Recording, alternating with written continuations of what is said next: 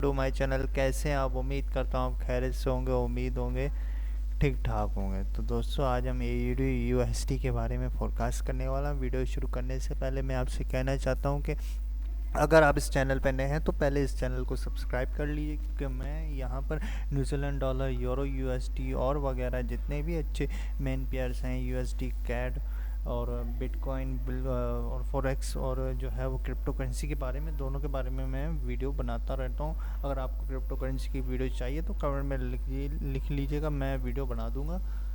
तो वीडियो चलें शुरू करते हैं, लेकिन चैनल को सब्सक्राइब कीजिए और बेल आइकन को हिट कीजिएगा, ओके। और दोस्तों में ये वीडियो फैलाइए ताकि लोग देखें और उनका फ़ायदा भी हो। तो दोस्तों ये मैं आज AUD USD के बारे में हम वीडियो बनाने वाले हैं और फोरकास्ट करने वाले हैं। तो ये मैं AUD USD का चार्ट देख लो एक बार, ये रहा पेयर। अच्छा, तो दोस्तों यहाँ से देखिए आप, मैंने तो पहले भी कहा था कि भाई इसको सेल कर दो, और ये वैसे भी नीचे ही जा रहा है, देखा? तो भाई ये तो नीचे ही जाएगा, ये तो इससे भी नीचे जाएगा। AUD USD इससे भी नीचे जाएगा, तो भाई इसको अभी अच्छा मौका, अच्छा है, सेल कर दें AUD USD को और अपना प्रॉफिट निकाल ले जाए।